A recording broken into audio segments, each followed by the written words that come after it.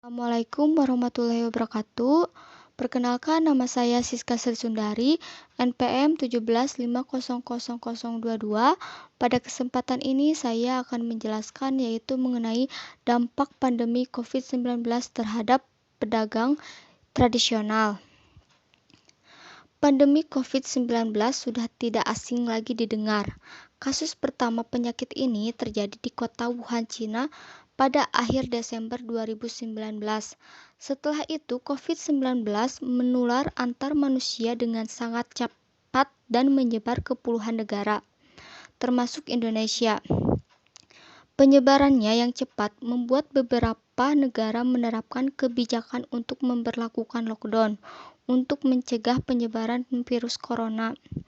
Di Indonesia, pemerintah menerapkan kebijakan pembatasan sosial berskala besar atau PSBB untuk menekan penyebaran virus ini. Kasus COVID-19 yang merupakan pandemi global menimbulkan kekhawatiran dari berbagai kalangan, khususnya pedagang di pasar tradisional.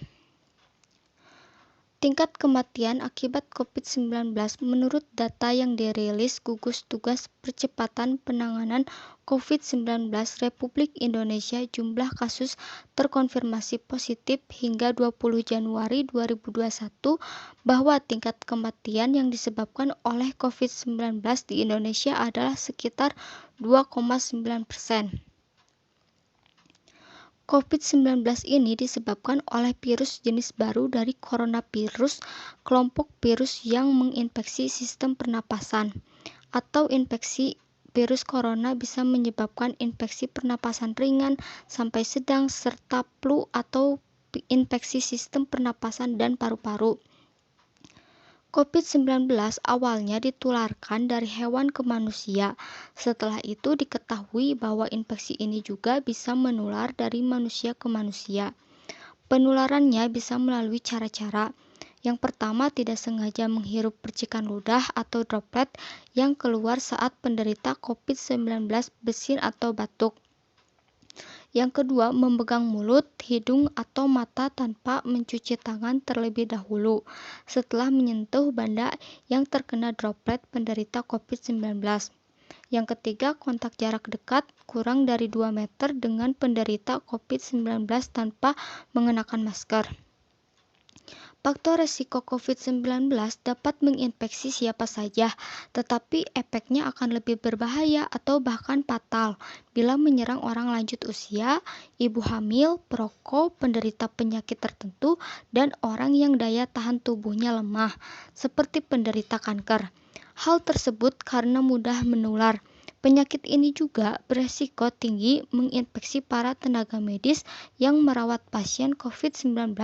Oleh karena itu, tenaga medis dan orang yang melakukan kontak dengan pasien COVID-19 perlu menggunakan alat pelindung diri atau APD.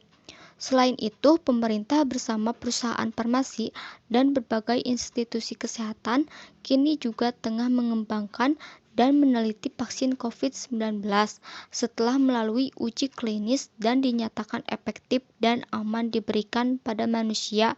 Pembuatan vaksin COVID-19 akan diteruskan agar dapat diberikan kepada masyarakat. Gejala COVID-19 bisa menyerupai gejala flu, yaitu demam, pilek, batuk, kering, sakit tenggorokan, dan sakit kepala. Setelah itu, gejala dapat hilang dan sembuh atau malah memberat. Penderita dengan gejala yang berat bisa mengalami demam tinggi, batuk berdahak atau berdarah, sesak napas, dan nyeri dada. Gejala-gejala tersebut muncul ketika tubuh bereaksi melawan virus COVID-19. Adapun dampak pandemi COVID-19 terhadap para pedagang tradisional. Pandemi COVID-19 membuat banyak pedagang begitu yang kehilangan mata pencahariannya. Penutupan lokasi jualan membuat banyak pedagang terpaksa berhenti berjualan. Seperti contohnya pasar tradisional yang mengadakan tes swab terhadap 100 orang. Hal itu karena mengundang keramaian.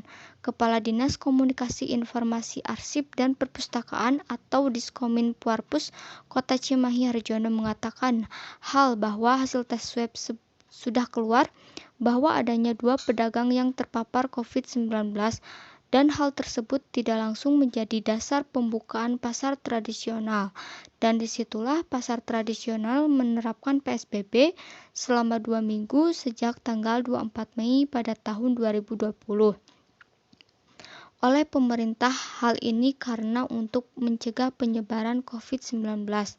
Dan disitulah dialami oleh para pedagang sayuran yang biasa berjualan, namun semenjak ditutup, pasar tradisional pun membuat pedagang menjadi kekurangan ekonomi. Dan setelah 2 minggu kemudian, setelah pasar tradisional dibuka, berbeda tidak seperti biasanya. Hal ini dikarenakan pandemi COVID-19. Menurut pedagang di pasar tradisional, kebanyakan konsumen yang biasa membeli jadi beralih ke pasar yang lain karena mereka takut terpapar COVID-19 dan konsumen pun menjadi berkurang dan disitulah pendapatannya menurun. Namun pada sekarang ini konsumen menambah atau beberapa tetapi tidak seperti biasanya sebelum COVID dan pendapatan pun jauh berbeda. Sekian penjelasan dari saya, mohon maaf bila ada kekurangan. Wassalamualaikum warahmatullahi wabarakatuh.